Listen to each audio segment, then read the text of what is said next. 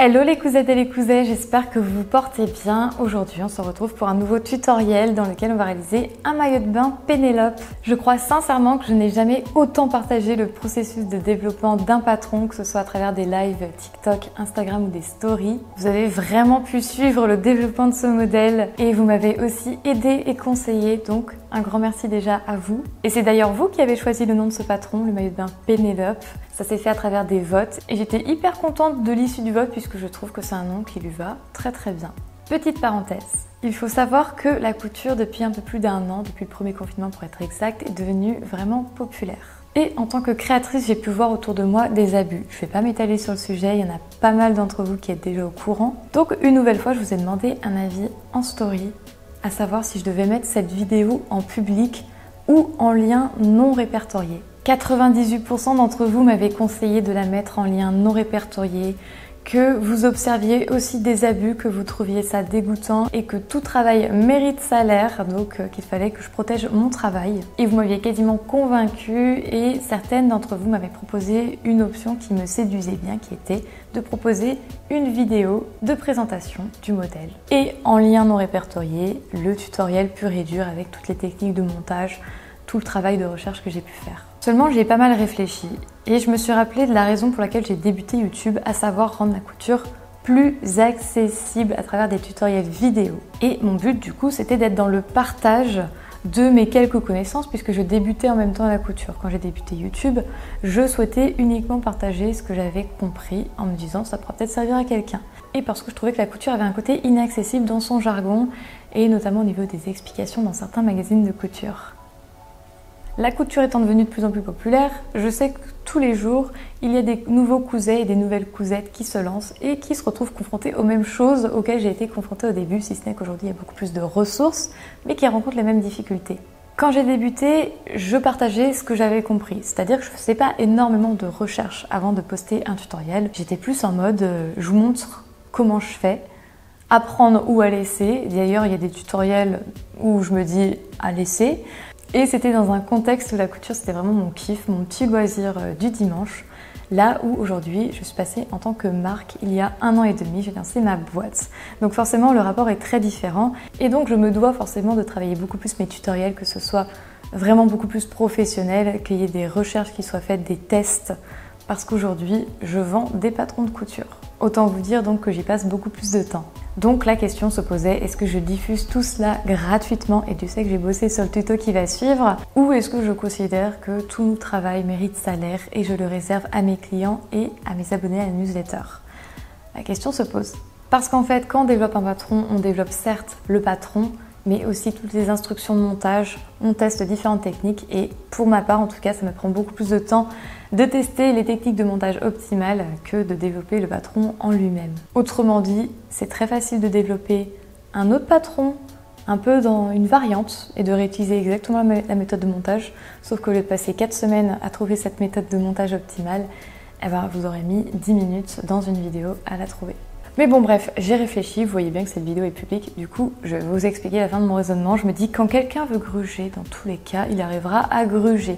Donc ça sert à rien de pénaliser 99 personnes potentiellement bienveillantes pour se protéger d'une personne malveillante qui dans tous les cas, si elle veut vous nuire, parviendra à vous nuire. De plus, je n'ai pas eu trop d'abus de mon côté, même si j'ai eu certains retours de clientes qui partageaient leurs créations sur des groupes de cousettes Facebook et que certaines personnes leur avaient demandé de partager le patron sur le groupe. Pourquoi je vous dis ça? Déjà pour ceux qui n'êtes pas au courant, que vous soyez au courant, et aussi parce qu'on n'est pas à l'abri. Je ne suis pas à l'abri que quelque chose se passe, que je me fasse gruger, j'en sais rien, et que cela change, que je rende les choses un petit peu moins accessibles sur ma chaîne. Du coup, je préfère déjà vous remettre en contexte, que vous compreniez, comme ça si un jour ça change, c'est qu'il y aura eu de la gruge. Grosse parenthèse terminée, le lien du patron du maillot Pénélope est disponible sur mon e-shop dont le lien est en barre de description, de la taille 34 à la taille 52. Forcément, vu que j'ai partagé le processus de développement, on m'a demandé quelques questions en commentaire, à savoir si c'était un maillot de bain qui était adapté pour les poitrines un peu plus généreuses.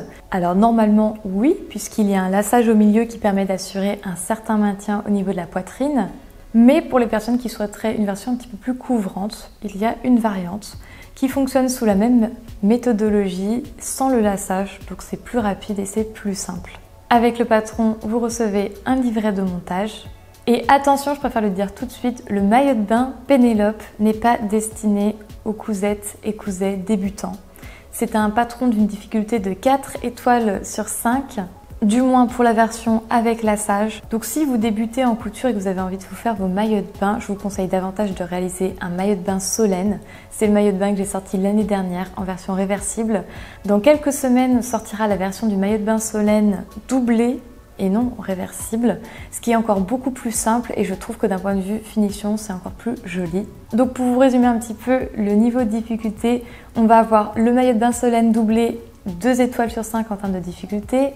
Le maillot de bain Solène version réversible, c'est-à-dire qu'on peut le porter aussi bien d'un côté que de l'autre, 3 étoiles sur 5 en termes de difficulté. Ensuite, on a le maillot Pénélope sans lassage, donc la variante. Difficulté 3 étoiles sur 5, un peu plus compliqué quand même que le maillot de bain Solène puisqu'il y a plus de pièces, mais en termes de difficulté, on est à peu près sur Kif Kif Bourrico. Et enfin, le maillot Pénélope avec lassage qui là est une difficulté 4 sur 5. Mais j'aime beaucoup le résultat, je sais pas ce que vous en pensez. Et dernière précision assez importante, le maillot de bain que vous avez vu en introduction ne comportait pas de lassage. C'est parce que c'est un prototype et c'est justement suite à ce prototype que je me suis dit qu'il fallait ajouter un lassage pour éviter tout danger. Mais ne vous inquiétez pas, la version, quand je dis qu'elle est un peu plus couvrante, il ne s'agit pas de la variante qui est patronnée différemment. La version variante, qui est sans lassage, est un peu plus couvrante. Dans l'introduction, c'est une version, si vous voulez, avec lassage mais sans lassage. Allez, c'est parti, je vous laisse avec le tutoriel. Pour réaliser un maillot Pénélope, on a besoin d'une machine à coudre, d'une surjeteuse. Pour ce maillot, elle n'est pas obligatoire mais très fortement conseillée, de lycra. Attention à la qualité du lycra que vous prenez, ça change du tout au tout le résultat. Ma valeur sûre, c'est Tissu Lionel. La référence se trouve en description, comme le reste du matériel utilisé dans cette vidéo. On a besoin de doublure mousse. C'est une doublure adaptée pour réaliser des maillots de bain. Sa texture est vaporeuse. On utilisera de la laminette, c'est une bande qui est un peu caoutchouteuse, plastique au toucher et qui existe sous différentes formes. On aura aussi besoin de cordons élastiques, du patron disponible sur mon e-shop de la taille 34 à la taille 52, de scotch, d'une épingle à nourrice et du nécessaire de couture, à savoir fil, aiguille, ciseaux à papier, ciseaux de couture, règles, épingles, crayon à encre effaçable, cutter rotatif et tapis de découpe. On commence par la coupe. Pour cela, on plie le lycra endroit contre endroit et on épingle la pièce devant-bas au pli. On reporte la pièce à l'aide d'un crayon à encre effaçable en faisant attention au sens d'extensibilité.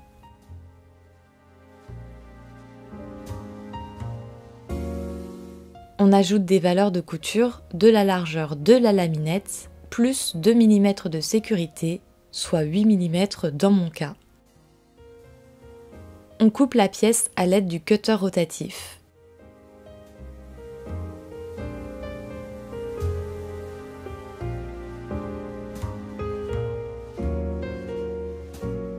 De la même manière, on coupe une pièce dos bas. On va maintenant reporter 2 pièces devant haut. Contrairement aux 2 pièces précédentes, celle-ci ne sera pas coupée au pli du tissu.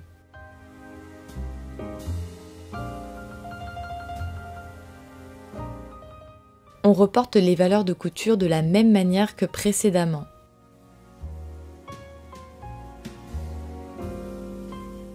On coupe à l'aide du cutter rotatif.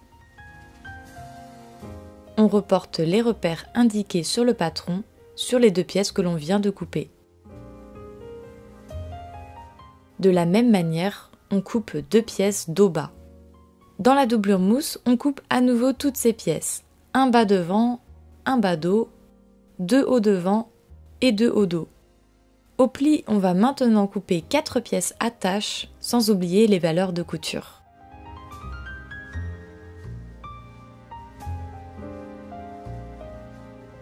Pour la pièce cordon, on coupe une bande de 2,5 cm de largeur sur une longueur variant entre 76 cm et 130 cm.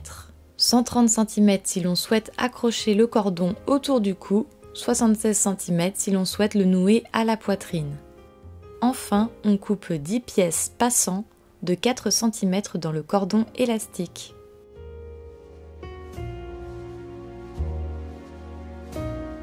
On passe maintenant à l'assemblage. On commence par les attaches. Pour cela, on plie les pièces en deux, endroit contre endroit, et on les épingle sur le côté long, de la base à la pointe. On assemble le côté épinglé à la surjeteuse ou à la machine à coudre au point overlock.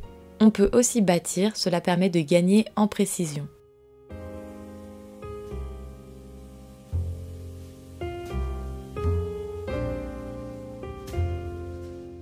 Voilà ce que l'on obtient. On va couper les fils et dégarnir légèrement les angles.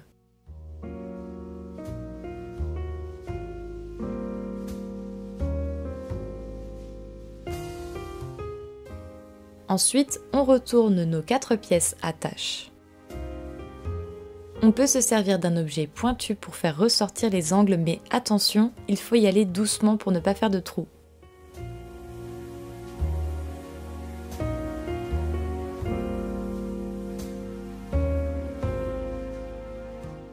On va maintenant préparer le cordon. Quelle que soit la taille choisie, la méthode est la même. On plie la bande endroit contre endroit et on l'assemble à la surjeteuse, le but étant que le surjet soit aussi large que le tube formé.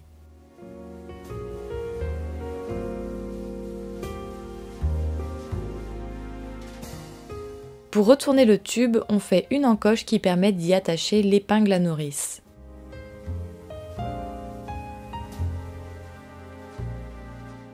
On fait passer la tête d'épingle à l'intérieur du tube et on va la faire avancer petit à petit jusqu'à ce qu'elle ressorte de l'autre côté.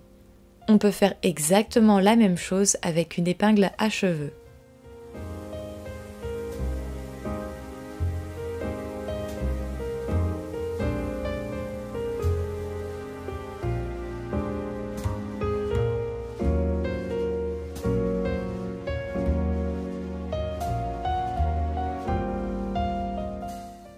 On coupe les extrémités et le cordon est prêt. On s'attaque désormais aux passants. Sur chaque morceau de cordon, on indique un repère à 1,8 cm et un deuxième à 3,5 cm.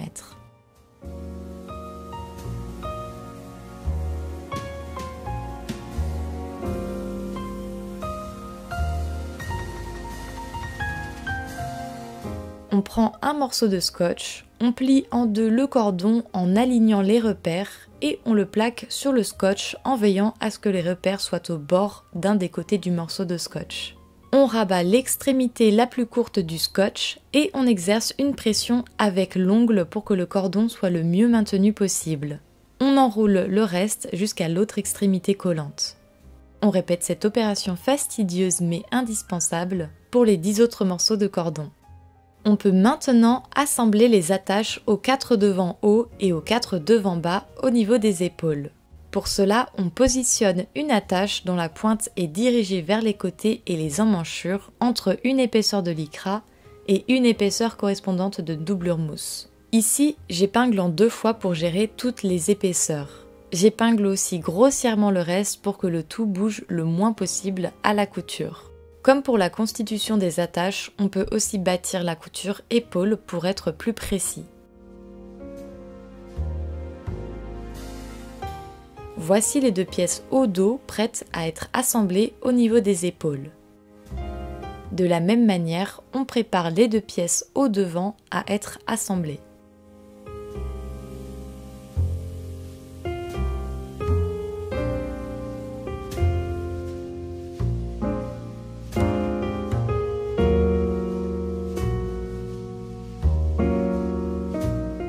On les assemble à la surjeteuse ou à la machine à coudre au point overlock.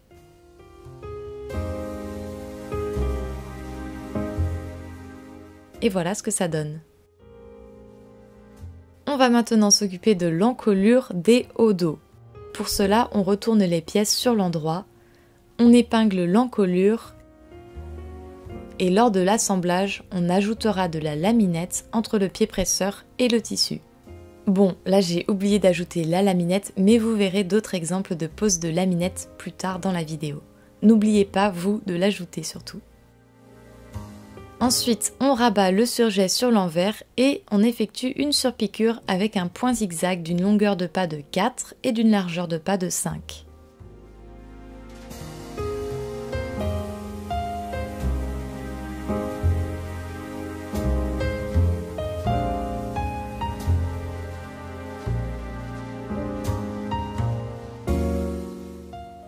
On passe à l'encolure des hauts devant. On retourne les pièces sur l'endroit et on les épingle au niveau de l'encolure. Au niveau des repères, on va venir bâtir les passants que l'on a scotchés précédemment. On commence par piquer dans le scotch entre les deux bouts de cordon au milieu et on pique ensuite plusieurs fois les deux épaisseurs de tissu, une fois à droite, une fois à gauche. On fait de même avec tous les passants. On peut aussi bâtir les passants une deuxième fois un peu plus loin pour qu'ils ne puissent plus du tout bouger.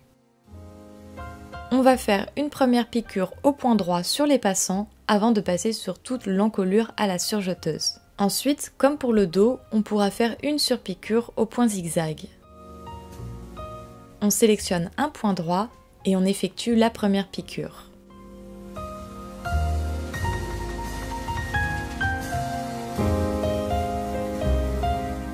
Ensuite, on passe le tout à la surjeteuse. Et on termine par une piqûre au point zigzag d'une largeur de pas de 4 et d'une longueur de pas de 5.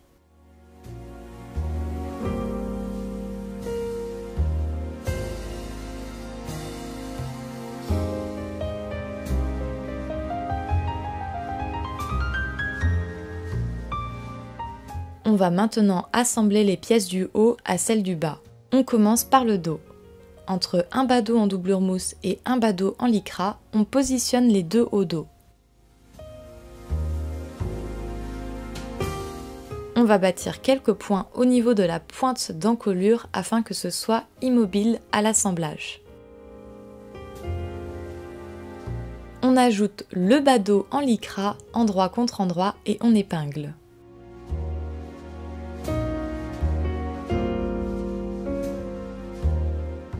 De la même manière, on épingle les bas devant au haut devant.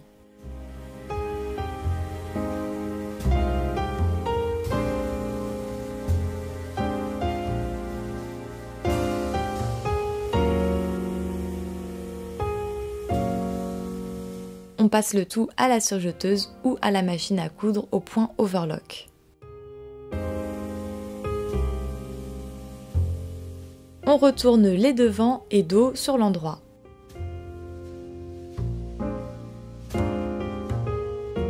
On les épingle endroit contre endroit, en commençant par les milieux pour se faire correspondre les coutures d'assemblage précédentes. Et on va aussi épingler les pièces lycra devant et dos au niveau de l'entrejambe.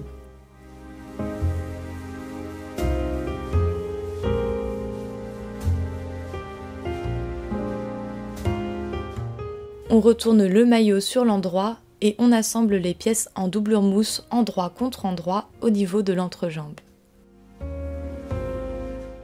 Les coutures d'assemblage se retrouvent coincées sur les envers du lycra et de la doublure mousse. On passe désormais aux finitions. Pour commencer, on va poser de la laminette sur la doublure mousse au niveau des emmanchures. On épingle le lycra et sa doublure.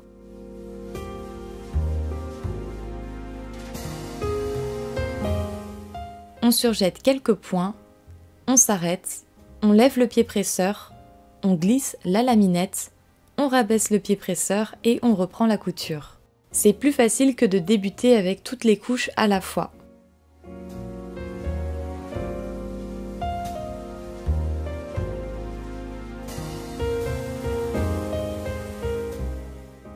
On replie le surjet sur l'envers et on surpique à la machine à coudre au point zigzag.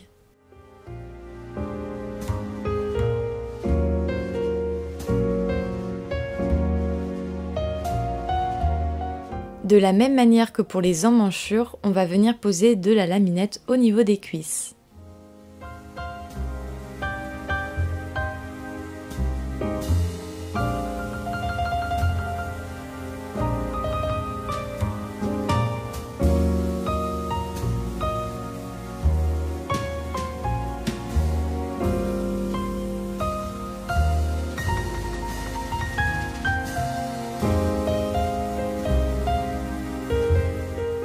Et voilà, il ne nous reste plus qu'à passer le cordon que l'on a constitué au début dans les passants. Pour cela, rien de plus simple, on passe le cordon dans les 2 premiers passants et ensuite chaque cordon va dans le passant qui se trouve dans la diagonale. En fonction de la longueur du cordon, vous pouvez le nouer autour du cou ou autour de la poitrine. Si votre machine passe bien les épaisseurs, vous pourrez aussi les fixer avec un point de renfort sur l'encolure et couper les extrémités. Et voilà, c'est terminé. Cette vidéo est terminée, j'espère de tout cœur qu'elle vous aura été utile. Si vous l'avez aimée, vous pouvez la liker, la partager et vous pouvez bien sûr me retrouver sur les réseaux sociaux que j'utilise au quotidien, à savoir TikTok. On est 13 000 aujourd'hui sur TikTok, donc c'est trop cool. Sur Instagram, là où je poste vraiment mon actualité de cousette à travers des stories ainsi que des sondages. Et vous pouvez également me retrouver sur Facebook et Pinterest. D'ailleurs, si vous réalisez un maillot Pénélope, n'hésitez pas à me taguer sur Instagram, je me ferai un plaisir de vous reposter comme je le fais un petit peu au quotidien. Je vous retrouve très vite avec de nouvelles vidéos et en attendant, je vous souhaite une très bonne couture.